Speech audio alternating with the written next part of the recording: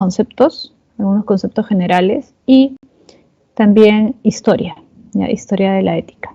Bien. Bueno, la ética es una disciplina filosófica, ¿no? Eso ya lo sabemos.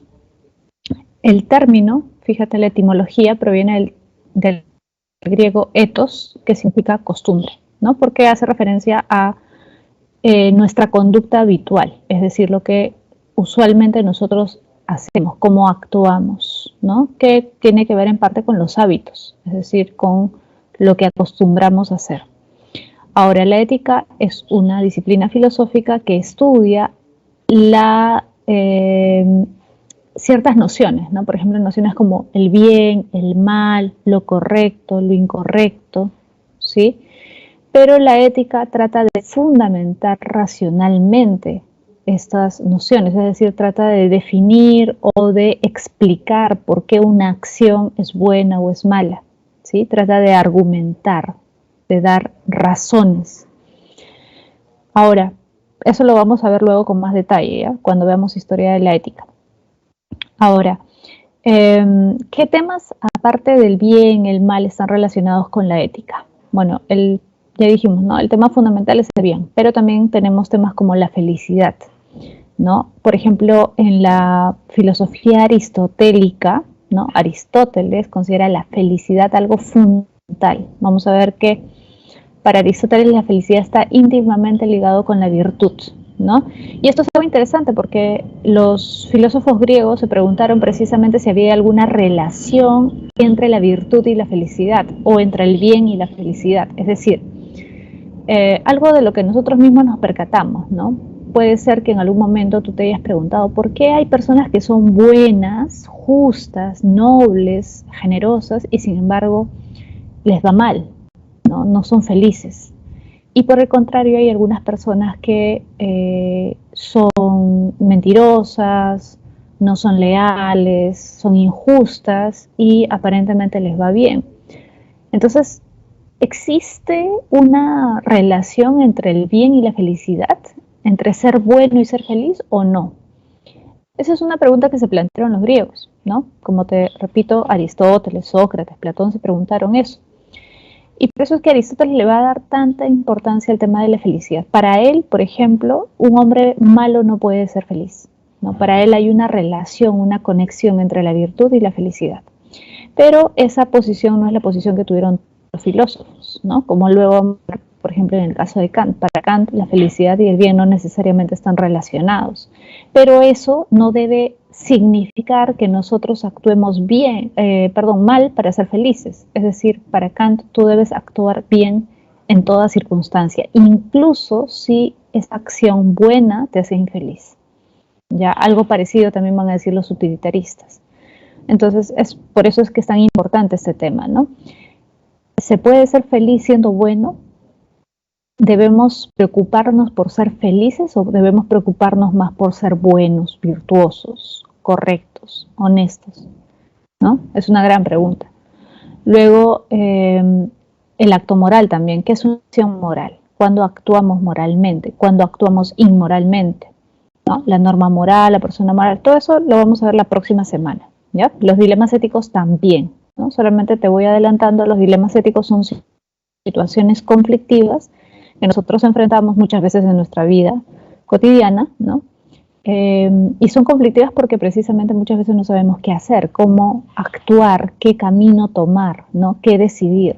Por ejemplo, un médico en cierta circunstancia puede encontrarse con un paciente que tiene una enfermedad incurable y puede estar en el dilema de decirle o no la verdad, ¿no? Puede pensar que quizás es mejor no decirle la verdad, mentirle, porque considera que podría ponerse peor si es que se lo dice, le dice la verdad, ¿no? Y desde cierto punto de vista, si es que igual va a fallecer, es mejor que viva tranquilo a que viva angustiado, ¿no? Eso, por ejemplo, es un dilema ético con el que se encuentran los médicos. O ahora que ha ocurrido todo esto de la pandemia del COVID, hay médicos que han tenido que elegir entre atender a un paciente con más posibilidades de sobrevivir que a otro que tiene menos posibilidades de sobrevivir, ¿no? Eso evidentemente plantea un dilema ético. ¿A quién atiendo? ¿A quién salvo? ¿No? Entonces, como podemos ver, son temas que en realidad están muy presentes en nuestro día a día, ¿no? En nuestra vida cotidiana, y por eso son importantes de considerarlos y de reflexionar acerca de ellos. Bien, vamos ahora a ver la diferencia entre ética y moral, ¿ya? ¿Cuál es la diferencia entre ética y moral? Bueno, estos dos términos usualmente se usan como sinónimos, ¿no? O como si fueran lo mismo, pero no son lo mismo exactamente, no indican exactamente digamos, la misma idea, son cosas diferentes.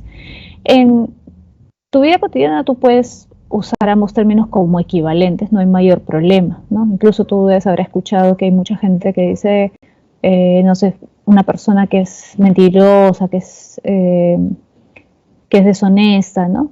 Algunos dicen esa persona no tiene ética, otros dicen esa persona no tiene moral. Y probablemente tú nunca te has dado cuenta de que es incorrecto ese uso, ¿no? Pero digamos en la vida cotidiana es admisible, no hay mayor problema. Ahora, ya si tú estás en un ámbito académico, es decir, en la universidad, por ejemplo, no puedes permitirte equivocarte o confundir ambos términos. Son términos distintos, especialmente, por ejemplo, si llevas un curso de ética, ¿no? Y tienes que escribir un ensayo, un trabajo, tienes que saber distinguir. Si lees un libro de filosofía, ¿no? Donde se abordan temas de ética, vas a tener que distinguir, porque si no, probablemente no entiendas algunas cosas que se dicen ahí, ¿no? Entonces es importante tener en cuenta la diferencia. Mira, en realidad no es tan difícil, pareciera, ¿ya? Vamos a comenzar por moral. ¿Qué es la moral? Fíjate, la moral usualmente se fundamenta en un código de valores, en un grupo, un conjunto de valores, ¿sí? Que indican normas y deberes que debemos cumplir. Por ejemplo, en nuestra casa nos enseñan una moral, un código de reglas, de normas, de deberes que debemos cumplir. Nuestros padres son los que de alguna forma nos inculcan una moral, un código moral, ¿ya? En nuestro hogar, nuestra familia, nuestros abuelos, nuestros tíos, nuestra sociedad, nuestra comunidad nos inculca una serie de normas y deberes. En el colegio también, ¿no? Son normas y deberes porque son precisamente premisas que nosotros debemos seguir para ser considerados personas correctas, ¿sí?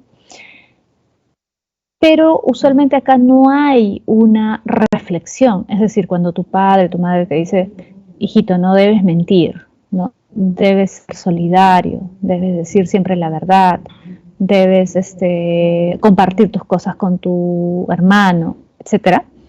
Te está enseñando un código moral, te está enseñando una serie de normas y deberes, pero si te das cuenta, usualmente los padres no explican por qué, ¿no? Y cuando el niño a veces pregunta por qué, pero mamá, ¿pero por qué tengo que hacer esto?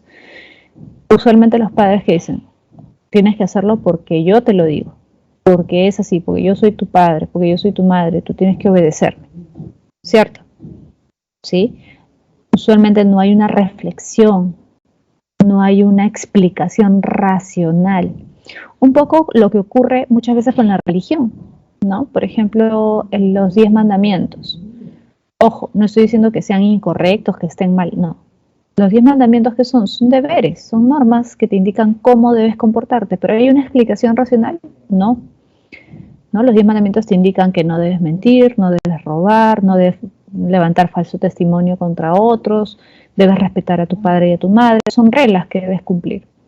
Pero no hay una explicación, una fundamentación racional. ¿Te das cuenta? La moral usualmente tiene que ver precisamente con la influencia de una religión o con la influencia de una cultura. Por eso es que muchas veces los códigos morales cambian, ¿no? No son exactamente los mismos en todas las culturas. Lo que se considera bueno en una cultura no necesariamente se considera bueno en otra cultura, ¿ya? Puede cambiar, ¿sí? Aunque generalmente hay ciertos códigos, digamos, generales, ¿no? Por ejemplo, mentir, matar, en la mayoría de culturas es considerado algo malo, ¿no? Hay ciertas, digamos, premisas básicas, pero en la mayoría de ellos no hay, si te das cuenta, una explicación, una fundamentación, sino que es algo que se va transmitiendo por generaciones, porque es, digamos, socialmente aceptado, ¿ya?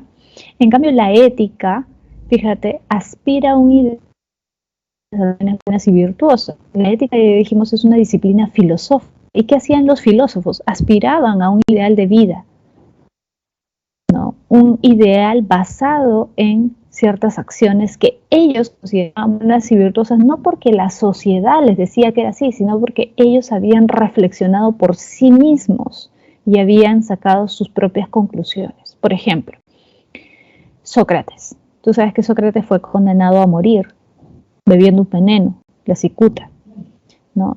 Él aceptó esa condena sabiendo que era injusta, ¿no? Aceptó esa condena a pesar de que sus amigos le ofrecieron ayudarlo a escaparse de la cárcel para que no muriera. Y él dijo, no, yo prefiero morir antes de incumplir la ley. ¿Qué clase de ejemplo podría dar yo si en vez de cumplir la ley, aunque ésta sea injusta, decido escapar? ¿Qué clase de ejemplo sería ese? Yo que he dicho toda mi vida que hay que cumplir las leyes, ¿qué ejemplo estaría dando? ¿Te das cuenta? Entonces hay una aspiración, un ideal de vida, ¿sí? ¿En función de qué? De lo que consideramos nosotros bueno y virtuoso, en función de nuestras reflexiones, en función de nuestra fundamentación racional, de la reflexión que nosotros mismos hemos hecho acerca de esas cosas. Entonces, un principio ético es un principio que tiene que ver más con la reflexión personal, racional, que no necesariamente se corresponde con un principio moral, porque un principio moral es lo que es aceptado socialmente, ¿sí? Aceptado culturalmente a raíz de la influencia, ya dijimos, de una religión, por ejemplo. Entonces, la ética es la reflexión racional que hacemos, ¿sí? O que hacen ciertas personas, porque lamentablemente no todos reflexionan racionalmente o profundizan sobre estos temas, ¿no? Y que te lleva a llevar cierto estilo de vida o cierto tipo de vida, porque consideras que eso es lo correcto, que eso es lo bueno, ¿sí?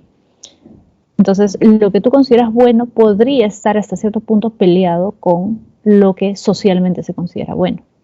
¿Te das cuenta? Entonces, no necesariamente hay una correspondencia. ¿Puede haber una correspondencia? Sí, pero no necesariamente. Y en el caso de la ética hay una fundamentación racional. ¿Sí? Hay un intento de argumentar, de explicar por qué lo bueno es bueno. En cambio, en el ámbito de la moral se acepta que algo es bueno sin mayor explicación. ¿Sí? Por eso, por ejemplo, en la universidad tú llevas un curso de ética, no llevas un curso de moral. ¿Por qué? Porque el profesor no te va a decir tú debes comportarte de esta forma, tú debes comportarte así. No, el curso no consiste en eso, el curso consiste en reflexionar acerca de cuestiones que pueden ser problemáticas desde el punto de vista moral. Es decir, ¿qué es lo bueno? ¿Qué es lo malo? En esta circunstancia, ¿cómo deberíamos actuar? No basta con que tú digas, yo creo que debemos actuar así y punto. No, tienes que fundamentar, ¿sí? Tienes que fundamentar, tienes que tratar de dar una explicación, ¿sí? Entonces, la ética es la reflexión acerca de eso, es la fundamentación, la argumentación. Por eso, por ejemplo, tú ves libros, cuando vas, no sé, a una librería, una biblioteca y buscas libros sobre estas cuestiones, usualmente, ¿qué títulos vas a encontrar? Por ejemplo, ética, ética médica, ética profesional, ética empresarial, ética jurídica. ¿Por qué no moral jurídica? ¿Por qué no moral empresarial? Porque los libros que abordan estas cuestiones no es que te dan simplemente un listado de cosas que debes hacer si eres médico, si eres abogado, no. Lo que hacen estos libros es reflexionar, tratar de fundamentar por qué un médico debe comportarse de determinada forma en estas circunstancias, ¿no? ¿Por qué un abogado debe forma en determinada circunstancia? Eso es lo que hace el libro. Explicar, fundamentar, razonar acerca de estas cuestiones. ¿Te das cuenta? Entonces la ética es la reflexión racional acerca de estos temas, de qué es el bien, qué es el mal, qué es la virtud. En cambio la moral es básicamente un conjunto de normas y deberes que debemos seguir porque es lo que nos han enseñado en nuestro hogar o lo que está socialmente aceptado. ¿Sí? Y usualmente tiene como influencia una religión o una serie de costumbres que se van heredando a lo largo de décadas, de siglos. ¿sí? Por eso podemos encontrar distintos tipos de moral en distintas culturas, ¿sí? Bien, vamos a pasar ahora a la historia, fíjate. Vamos a primero ver Sócrates. Sócrates, como tú sabes, reflexionó sobre la virtud, ¿no? Ahora, este término, la virtud, actualmente es muy usado. Nosotros nos preguntamos, oye, ¿tú sabes si Jorge es virtuoso? Este tipo de preguntas ahora, ¿no? Porque sí, muchas veces preguntamos, por ejemplo, oye, ¿sabes, Jorge es una buena persona?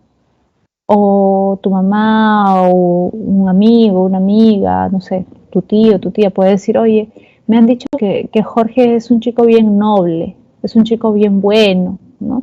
Es solidario, ya. Eso que los griegos llamaban virtud, precisamente es lo que nosotros actualmente llamamos como bien, ¿no? En el sentido de bondad, de ser bueno. Bueno en el sentido de comportarte correctamente, de ser noble, ¿no? Ya. Ese término significa eso, virtud. ¿Ya? Virtud significa lo que actualmente llamaríamos nobleza, bondad, ¿no? Generosidad, ¿sí? Corrección, ¿ya? Ahora, el término arete es la palabra griega que hace referencia a la virtud. Sócrates consideraba que la sabiduría y la virtud coincidían. Saber y virtud coinciden. ¿Qué quiere decir eso? Que el hombre sabio, esa es una frase literal que está en una de las obras de Platón, ¿no? Porque como tú sabes, Sócrates no escribió nada. Sócrates, según Platón, decía, el hombre sabio es necesariamente virtuoso. El hombre sabio es necesariamente virtuoso y el hombre ignorante es necesariamente vicioso. En otras palabras, el hombre sabio necesariamente es bueno y el hombre ignorante es necesariamente malo. Ahora, ¿qué quiere decir esto? Fíjate, probablemente tú te estés preguntando, profesora, pero usted nos comentó que Sócrates hablaba de la ignorancia y decía que era importante admitir nuestra ignorancia y que todos éramos ignorantes, ¿no? Ya, sí es cierto. O sea, ¿te acuerdas del famoso solo sé que nada sé? Sócrates con esa frase lo que quiere indicar es que es necesario reconocer que somos ignorantes para emprender el camino hacia la verdad, para alcanzar la verdad, o al menos acercarnos a la verdad, ¿no? Y insistía en el tema de la ignorancia porque él consideraba que nadie era absolutamente sabio en el sentido, digamos, de que conoce todo, entiende todo, sabe de todo. No.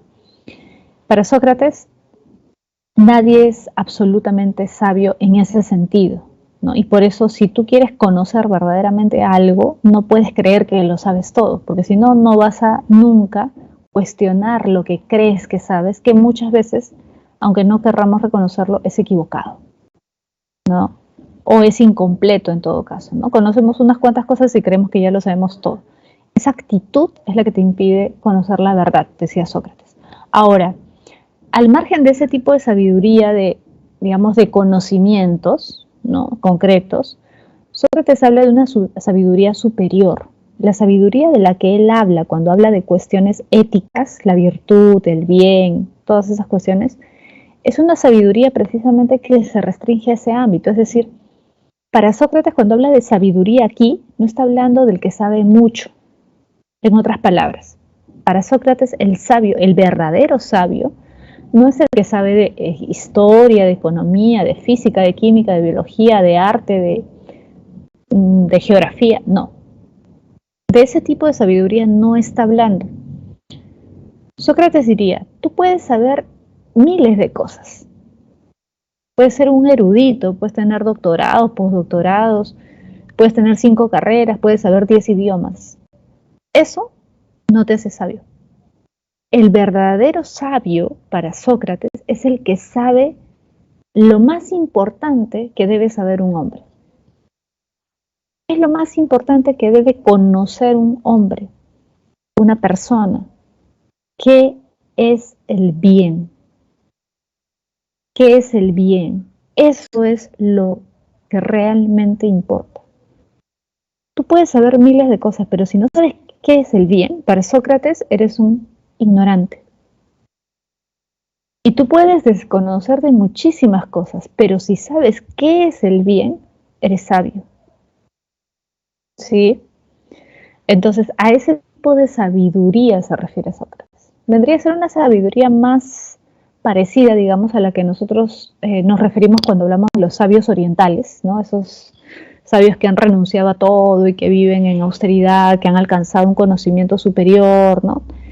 Algo así, ¿no? Sería más parecido a ese tipo de sabiduría en todo caso. Entonces Sócrates habla de una sabiduría que consiste en saber qué es el bien, conocer el bien, ¿sí? El que conoce el bien, hace el bien.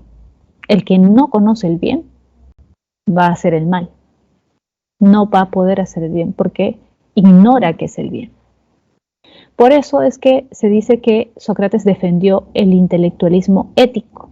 Ahora, intelectualismo no en el sentido de que es inteligente o que conoce muchas cosas, sino intelectualismo en el sentido de que conoce qué es el bien. ¿Sí? Entonces, el que conoce qué es el bien, actúa bien. ¿Sí? Por eso se llama intelectualismo ético. Hay una relación entre intelecto y ética, acción ética, virtud.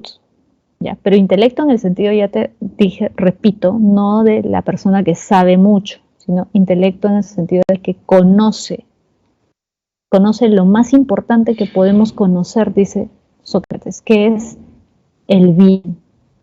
Eso es lo que tú tienes que conocer, esa es tu meta, tu propósito, diría Sócrates, conocer y entender qué es el bien. ¿Sí? Eso es lo más importante de la vida. Saber qué es el bien, porque tú, repito, puedes saber de miles de cosas, pero si no sabes qué es el bien, en el fondo eres un ignorante. ¿Sí?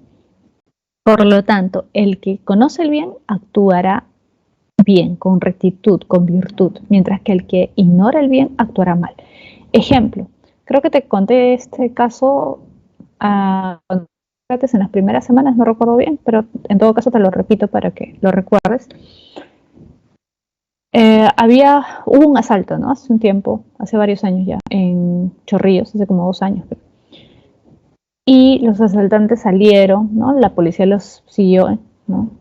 Chocaron la moto en la que estaban yendo los delincuentes, salió volando la mochila donde estaba el dinero y comenzó a caer el dinero por todos lados, ¿no? En la calle, plena luz del día, porque era temprano, como la 1 de la tarde. Y la gente, al ver que los policías estaban más preocupados en los ladrones que en el dinero, comenzaron a recoger el dinero, ¿no? ¿Te acuerdas que te pregunté, creo, esa vez? Alguien diría, ¿por qué hacen eso si saben que robar es malo? Según Sócrates, si yo conozco el bien, debo hacer el bien. Entonces, si yo sé que robar es malo, no debería hacerlo. Entonces, Sócrates no tiene razón, está equivocado. Pésima interpretación de Sócrates, de la filosofía de Sócrates, ¿no? Que lamentablemente algunas personas, algunos incluso docentes, tienen en su mente, ¿no? En otras instituciones yo he escuchado esa interpretación que es muy equivocada, ¿no? Completamente errada. Sócrates diría, el que toma algo que no es suyo, roba, como esas personas que tomaron ese dinero sabiendo que era producto de un asalto. Pero ¿por qué roban si saben que robar es malo? Bueno, Sócrates diría, el problema es que no lo saben, pues. ¿Por qué? Porque les han enseñado que es malo. Pero ellos saben por qué es malo. No, no han indagado, no han profundizado en por qué, no han reflexionado por qué. Simplemente lo han aceptado como una norma. Fíjate, como la moral. Yo acepto, cumplo esa norma, pero cuando tengo la oportunidad de incumplir la norma sin ningún castigo, sin ningún riesgo, le incumplo. Eso también pasaba en la época de los griegos. Y Sócrates decía, ¿y eso por qué se da? Se da porque no han reflexionado, porque no han encontrado la razón, porque no entienden el por qué. Simplemente lo han asumido. ¿Te das cuenta? Entonces lo importante no es parecer virtuoso, porque la mayoría de personas parecen virtuosas cuando las conocemos. Lo importante es ser virtuoso. ¿Y cómo llegas a ser verdaderamente virtuoso? Reflexionando. Porque si reflexionas, ¿cuál es la esencia del bien? ¿Cuál es la esencia de la virtud? Te das cuenta que va más allá de las convenciones sociales. Hay una razón de ser, hay un porqué. Y esa es nuestra tarea, reflexionar en por qué es así, por qué debe ser así. Entonces, el que reflexiona acerca de esas cuestiones se va a acercar a entender qué es el bien en sí mismo, a comprender la esencia del bien. Y el que entiende eso, necesariamente va a actuar bien. El que no entiende eso, se va a equivocar. Entonces, ¿por qué actúa mal el hombre? Por ignorancia, porque desconoce qué es el bien. ¿Por qué desconoce? Porque es ignorante. Porque no ha indagado, porque no ha reflexionado acerca de eso.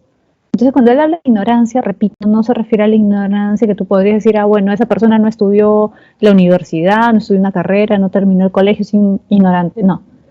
Sócrates se diría, una persona puede no tener una carrera universitaria, no haber seguido incluso ningún nivel de la educación regular, ¿no? Primaria y secundaria, y sin embargo reflexionar mucho acerca de estas cuestiones. Y ese hombre será sabio. ¿Sí? Esa es la verdadera sabiduría, dice Sócrates. Conocer el bien. Porque solamente el que conoce el bien va a actuar bien. Va a ser en ese sentido un sabio. ¿Sí? Bien, vamos a pasar ahora a Aristóteles. Fíjate. Aristóteles propone una ética teleológica. ¿Y qué significa teleológica? Bueno, teleológico proviene del término griego telos. Telos significa fin, finalidad, meta. ¿Qué quiere decir esto? Que para Aristóteles todas nuestras acciones, fíjate ahí, las acciones de los hombres persiguen un fin, persiguen una meta. Es decir, lo que hacemos nosotros en nuestro día a día tiene un objetivo, aunque nosotros no seamos conscientes de ello o no estemos pensando en todo momento en ello. ¿Por qué nos levantamos? A ver, puede ser que tú hayas dormido mal, estés cansado, haya pasado alguna cosa, pero tú te levantas a las 7, no sé, 6, y a las 8 estás listo para escuchar tus clases. Y luego en la tarde te pones a estudiar, a repasar. Y así todos los días, a pesar de que puede ser incómodo, puedes tener problemas en tu casa, pueden haber una serie de problemas para que tú estudies. ¿Por qué lo haces? Porque tienes un objetivo. Quieres ingresar a la universidad. ¿Y para qué quieres ingresar a la universidad? Ese no es tu último objetivo. Tu objetivo es ser profesional. ¿Qué quieres ser profesional? Ese tampoco es tu último objetivo, fíjate.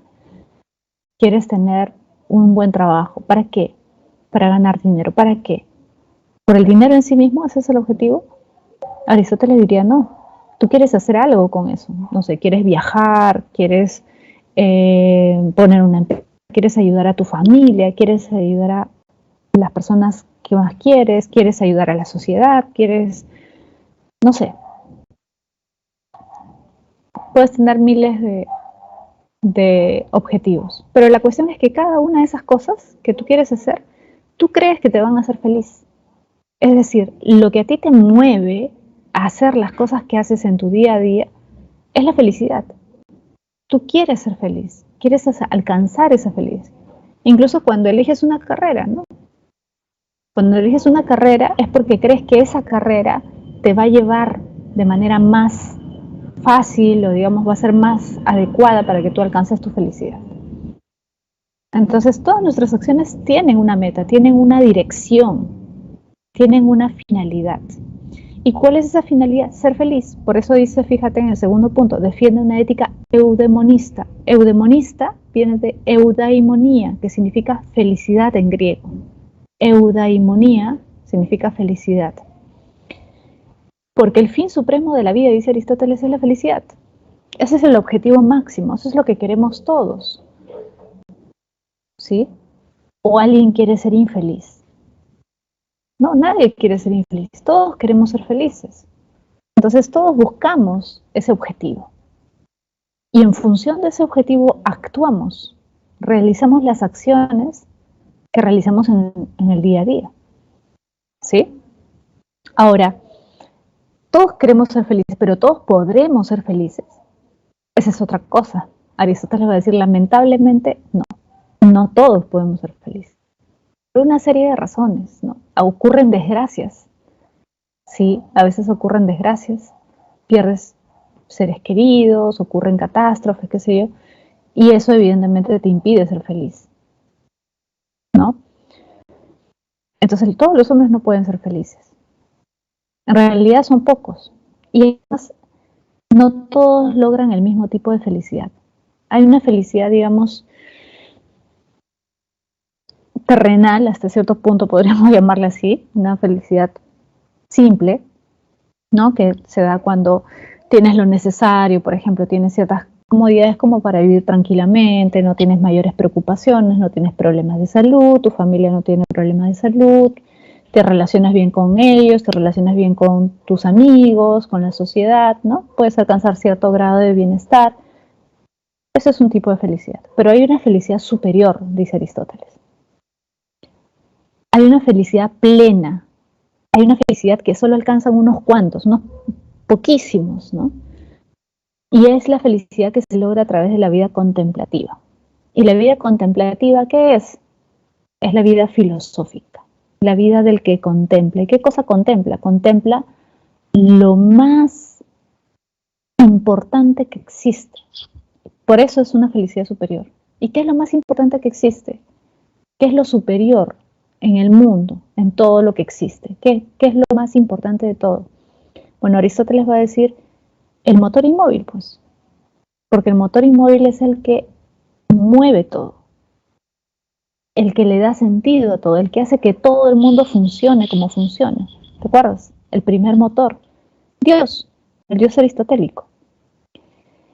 ¿Quién es el que se dedica a indagar, a investigar, a contemplar, a entender este primer motor o motor inmóvil?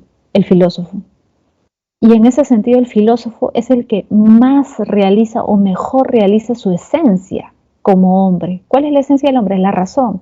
¿Y quién es el que más usa la razón? El que reflexiona. ¿Y quién es el que más reflexiona? El filósofo. Y especialmente porque reflexiona acerca de lo más divino y lo más supremo que existe, que es el motor inmóvil. Por lo tanto, él alcanza una felicidad plena. ¿Sí? Ahora, Aristóteles también plantea la teoría del justo medio. ¿Qué es el justo medio? El justo medio precisamente es la virtud. La virtud consiste en alcanzar un comportamiento que no caiga en los extremos, ¿no? Esta idea que usualmente nosotros tenemos, ¿no? Nada en exceso es bueno. Esa frase en realidad es una frase griega. Nada en exceso. Eso que nosotros usualmente hablamos como una idea de sentido común, es en realidad una idea que proviene de la cultura griega. Nada en exceso. Nada en exceso es positivo. Todo en exceso es malo. Esta idea es la idea de virtud de Aristóteles. La virtud se encuentra justo en el medio. Y para alcanzar el justo medio, para alcanzar la virtud, hay que ser muy prudente, hay que tener mucho cuidado. No es fácil. No es fácil alcanzar la mesura, la prudencia. ¿Sí? Por ejemplo, el miedo. Todos los seres humanos sentimos miedo frente a ciertas cosas. ¿Sí? Vamos a poner algo a lo que, digamos, la mayoría de nosotros tendríamos miedo. Por ejemplo, un incendio, el fuego.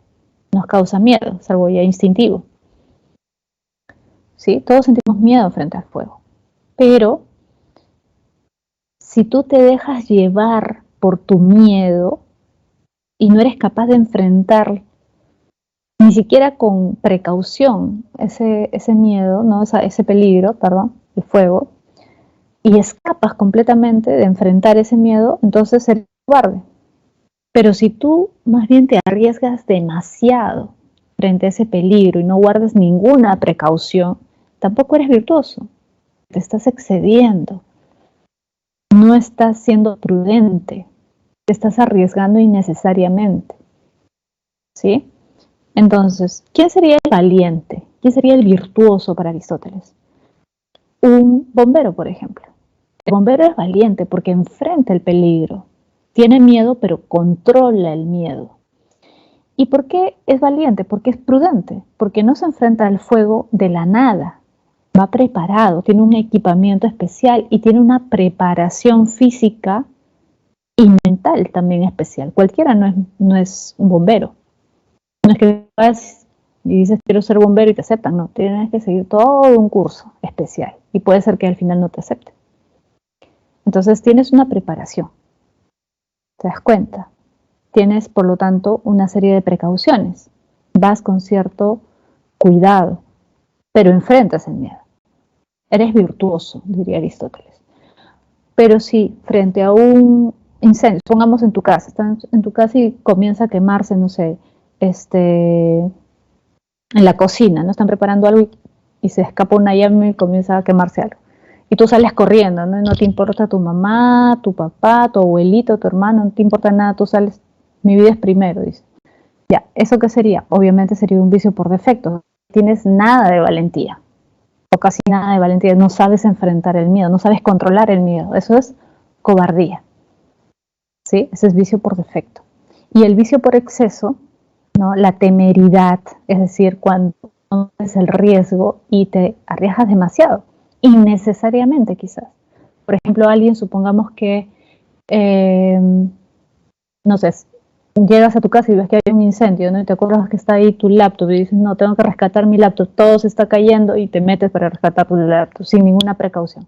Ya, ahí estarías siendo temerario, ¿no? Te estarías arriesgando demasiado porque quizás no vale la pena y sin ninguna precaución. Está siendo imprudente. ¿Te das cuenta? Entonces, la virtud se encuentra en el justo medio, pero no es fácil detectar cuál es el justo medio en determinadas circunstancias. Precisamente por eso la virtud es algo excepcional, no es algo normal, es algo que uno tiene que entrenar, dice Aristóteles. ¿Sí? Igual con el placer, ¿no? La templanza frente al placer significa, bueno, tener ciertos placeres, darte ciertos gustos, por ejemplo, comer algo que te gusta de vez en cuando, está bien, ¿no? Los extremos serían malos, es decir, no probar nada que te gusta, no reprimir todos tus placeres, reprimir todos tus gustos, la represión sería algo negativo para Aristóteles. No, siempre es bueno que haya algo que puedas disfrutar, ¿no? Pero mesura, con prudencia, porque si solamente comes lo que te gusta, por ejemplo, y siempre estás comiendo lo que te gusta, ya no estás controlando el placer, estás controlando a ti, estás siendo desenfrenado y eso también es negativo, ¿sí? Porque no es prudente, ¿te das cuenta? Entonces siempre hay que buscar la virtud, el justo medio. Bien, vamos a pasar ahora a San Agustín o Agustín de Hipona. San Agustín fue un filósofo cristiano y por eso es que todo lo que propone con respecto al bien, ¿no? Que es el bien, que es el mal, está relacionado con Dios, ¿no? El Dios cristiano. Ahora fíjate, considera que el bien supremo es Dios. Es decir, proceden todos los bienes que puede disfrutar el hombre. Todo lo que consideramos bueno procede de él. Por eso es que, por ejemplo, tú verás que las personas que son creyentes le piden a Dios por su salud, le piden a Dios para que su familia esté unida, le piden a Dios para que les dé trabajo, para que les dé estabilidad, felicidad, etcétera, ¿no?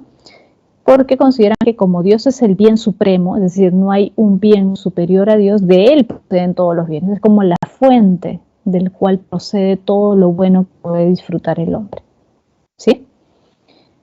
Bien, por lo tanto, Dios es el supremo bien y la ausencia de Dios necesariamente nos debe llevar hacia el mal. Cuanto más te alejas de Dios, más vas a hacer el mal, ¿no? Ahora, Dios creó un libre albedrío, es decir, con la capacidad de elegir entre el bien y el mal. Fíjate, el libre albedrío es un concepto cristiano. ¿Ya? Repito, libre albedrío es un concepto cristiano. Por eso es que muchas veces cuando alguien usa este término, ¿no? Y yo sé que es ateo o agnóstico, obviamente me doy cuenta de que lo está usando mal. No. Si tú usas el término libre albedrío es porque estás asumiendo que la libertad que tenemos nosotros como seres humanos procede de Dios, que es un don, un regalo que nos ha dado Dios al crearnos como seres humanos. ¿Sí? Entonces también ten cuidado con ciertas palabras que usas. Si tú no eres creyente, entonces usa el término libertad. Pero libre albedrío tiene una connotación religiosa, porque libre albedrío significa la libertad que nos ha sido concedida por Dios al crearnos. Es un regalo, un don divino. ¿Sí? ¿Por qué es un don? Porque es un regalo, porque solo el hombre posee esa capacidad y además es una capacidad que se relaciona con una capacidad que solo Dios tiene, que es la libertad. Es decir, Dios es libre, es el único absolutamente libre que hay. ¿En dónde se demuestra la libertad de Dios? Por ejemplo, en crear el mundo. ¿Para qué creó Dios el mundo? ¿Necesitaba el mundo? No. Quiso crearlo porque quiso. ¿Sí? Esa libertad de Dios, esa libertad absoluta que tiene Dios, solo la ha concedido hasta cierto punto a una de sus criaturas, ¿no? Que es el hombre. Solo el albedrío. Los animales no tienen libre albedrío, porque los animales no pueden elegir entre el bien y el mal, no son capaces de elegir entre el bien y el mal. Los animales son seres condicionados. ¿Por qué? Por sus instintos.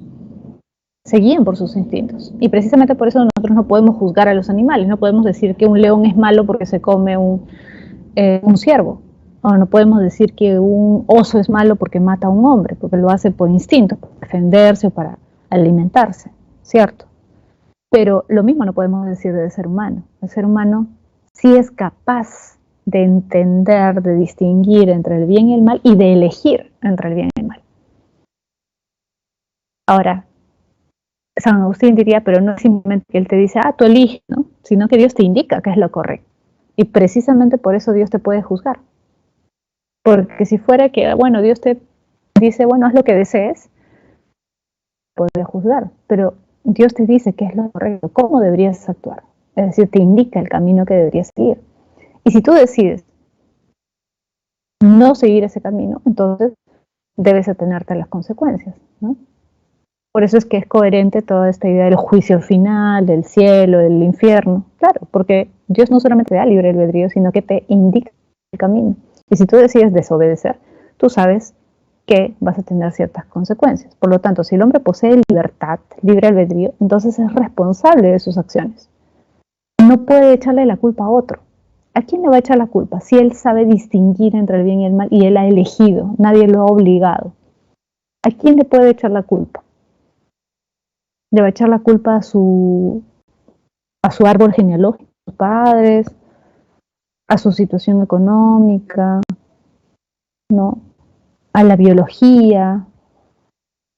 Desde el punto de vista de San Agustín y el cristianismo, no. El hombre es responsable de lo que hace y por lo tanto debe pagar por lo que hace.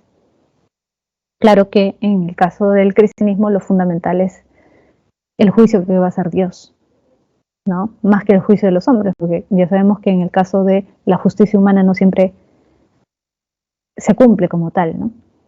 En cambio, del juicio de Dios no se puede escapar, ¿sí? Por eso el cristianismo hace tanto hincapié en la responsabilidad individual que cada uno de nosotros tiene frente a lo que hace, ¿sí? Y esto, aunque parezca algo de sentido común, ¿no? Que nosotros ya tenemos muy internalizado, es algo que nosotros tenemos internalizado precisamente por influencia del cristianismo. Seamos o no seamos cristianos, ¿eh? Seamos o no seamos creyentes, esa idea de libertad, de que yo construyo mi destino, de que yo no puedo echarle la culpa a nadie por lo que me pasa, por lo que he decidido, es una idea cristiana.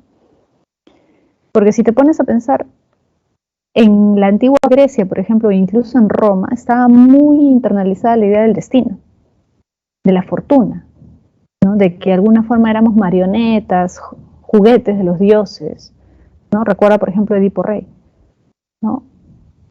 Ahí hay una idea de que el hombre no decide por sí mismo, sino que se ve arrastrado por una serie de circunstancias que le ha impuesto el destino, los dioses, una maldición.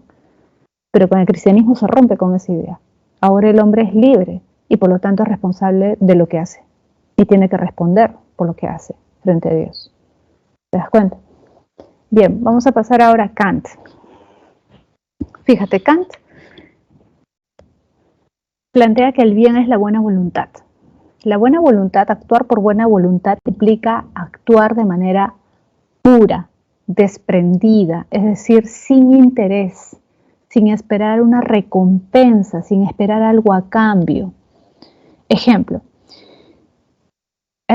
tú estás en la calle y ves que alguien necesita ayuda, ¿no? Que está pidiendo una colaboración, qué sé yo. Ya. En ese momento tú puedes dar a esa persona sin pensar en nada, simplemente dices, tengo que ayudar. Es lo correcto ayudar a la persona que está en necesidad y le das dinero, comida, lo que sea que tengas en la mano. Tú lo haces porque sientes que es tu deber, ya que es un deber moral que tú debes cumplir. Ya, si tú haces eso, Kant diría, tu acción es buena. ¿sí? Tu acción es buena porque está guiada por la buena voluntad, porque no estás esperando algo a cambio, ¿sí? Esa acción es buena. Pero ¿qué pasa? Por ejemplo, ¿qué pasaría si tú ves a alguien en necesidad y antes de darle dinero piensas, ya no tengo mucho dinero, pero le voy a dar algo aunque sea, porque si yo lo ayudo, Dios me va a recompensar. Dios me va a ayudar cuando yo lo necesite, porque todo da vueltas, ¿no? Como a veces te quieren convencer en los carros cuando sube la gente, dice, todo da vueltas, ¿no? Hoy por mí, mañana por ti, ¿no? En el fondo, ¿qué te está diciendo? Tú ayuda porque vas a recibir a cambio luego, ¿no? No sé, el karma, Dios, lo que sea, pero vas a recibir luego.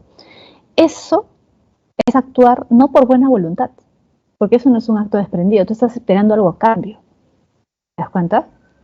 Si tú actúas pensando en eso, Kant diría, no estás actuando por buena voluntad, no estás bien. Aunque tu acción aparentemente sea buena, no es buena para Kant. Porque lo que importa para es qué es lo que motiva tu acción. No solamente la acción en sí misma, sino qué es lo que te mueve a hacer eso, ¿no? Igual, por ejemplo, si ayudas a alguien porque, no sé, estás con un chico, una chica que te gusta, ¿no? Y quieres que piense bien de ti. Voy a ayudar para que vea que soy generoso, para que piense bien de mí. Ya ahí no estás actuando por buena voluntad tampoco, estás actuando por interés, estás esperando algún tipo de recompensa, algo a cambio. Ya, eso no es actuar bien. Lo que importa es lo que motiva la acción más que la acción en sí misma. ¿Sí? Ahora, precisamente por eso, fíjate en el segundo punto, Kant critica las concepciones morales que hacen énfasis en las ventajas o desventajas que podemos recibir al obrar de un cierto modo. Ejemplo, Aristóteles. Aristóteles, si te das cuenta, enfatiza mucho el tema de la felicidad. Y Kant diría, pero ¿por qué a Aristóteles le interesa tanto la felicidad? Porque dice que un hombre solamente puede ser feliz si es virtuoso y que por lo tanto tenemos que esforzarnos por ser virtuosos. En el fondo, lo que más le interesa a Aristóteles, según sería la felicidad, más que la virtud, porque él está buscando ese objetivo. Y eso es incorrecto, dice Kant, porque no podemos preocuparnos más por el fin que por la acción en sí misma, por la acción buena. Es decir, nosotros debemos actuar por deber, porque algo es bueno en sí mismo, no pensar en las consecuencias, en las recompensas, ¿sí? Porque de lo contrario, no estaremos actuando como hombres racionales, sino como si estuviéramos condicionados. Fíjate, recuerda que Kant es un ilustrado y la ilustración hace énfasis en qué, en la razón, en que el hombre es un ser racional y por lo tanto él mismo puede descubrir qué es lo correcto y hacer y debería hacer lo que es correcto de acuerdo a lo que le dicta su razón, ¿no? Por ejemplo, nosotros, lamentablemente diría Kant, hemos sido educados generalmente bajo este esquema de las recompensas. Hijito, si sacas buenas notas, vamos el fin de semana a comer a tal lugar. O vamos de paseo, vamos de viaje, te compro tal cosa. ¿No? O alumnos, si hacen esto, van a tener 3 puntos adicionales para el examen. ¿No? O desde inicial, ¿no? Te portas bien, una carita feliz, ¿no? Un sticker bonito en tu cuaderno. Te portas mal, una carita triste.